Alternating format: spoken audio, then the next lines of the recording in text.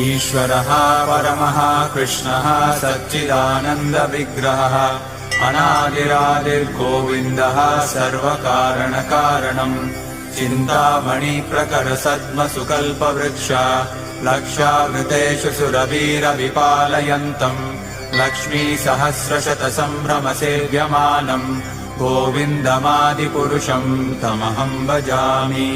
वेणुम् क्वणन्तमरविन्ददलायताक्षम् बर्हावतम् समसिताम्बुदसुन्दराङ्गम् कन्दर्पकोटिकमनीयविशेषशोभम् गोविन्दमादिपुरुषम् तमहम् भजामि।